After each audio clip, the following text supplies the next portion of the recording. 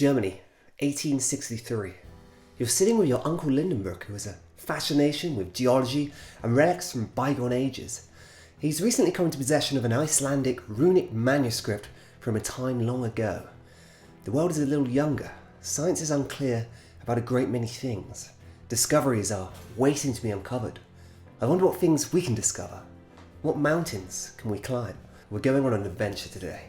The kind that would excite you as a child. The kind Indiana Jones wouldn't be able to resist. We're heading to Iceland. We're heading for a volcano. Welcome to DanWhiteBooks. And today we'll be reviewing Jules Verne's The Journey to the Center of the Earth. And I suggest you strap in.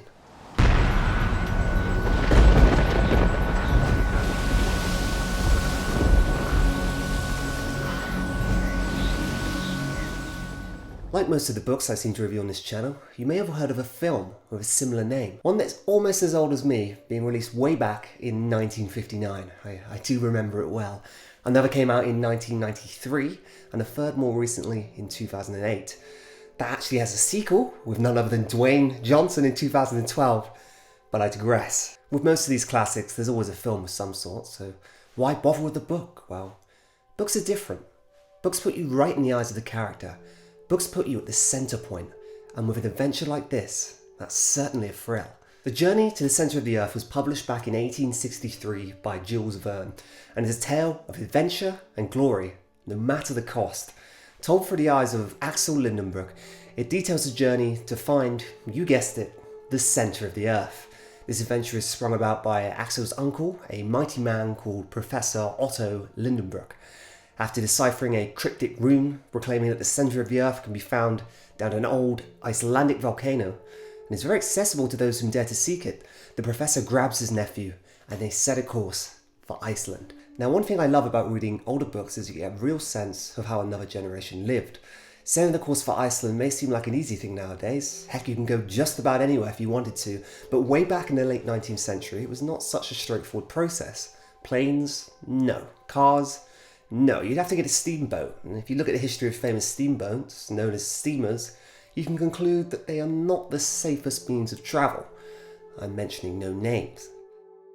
I speak of this because the journey our characters are embarking on is very dangerous. Note that it will be another 50 years before man even reached the summit of Mount Everest, 50 plus years, yet here are two brave characters intend to descend into a volcano in Iceland. Now, indeed, isn't it Stink Volcano? And I'm not going to pronounce the name, I'll just leave it here. Good luck with that one. Jules Verne is known for his adventure classics. I'm sure you've heard of the book Around the World in 80 Days. Another well-known work by Mr. Verne. Perhaps you've also heard of 20,000 Leagues Under the Sea. Most people recognise that last one, but have no clue as to why. I'll admit, I was the same not long ago. Although this is my first work that I've read by this author, I would certainly be inclined to read more.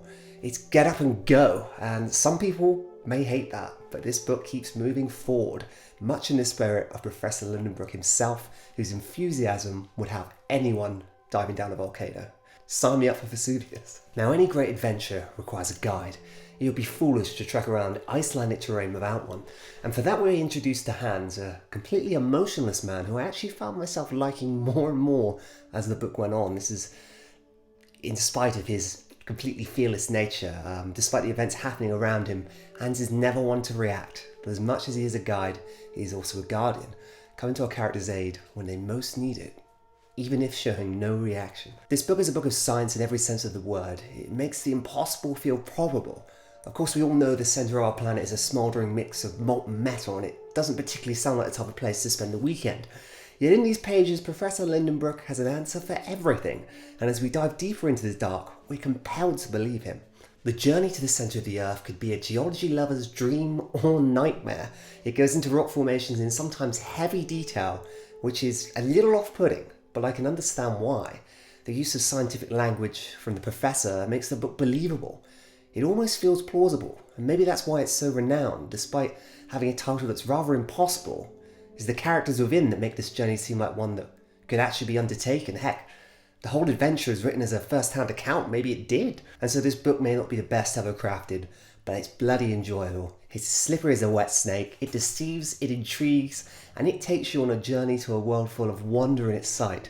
In any sense of the word, this book does what a book should do best. It lets you escape to another time, a place of raging seas, electric storms, prehistoric creatures, and of course the very centre of our Earth.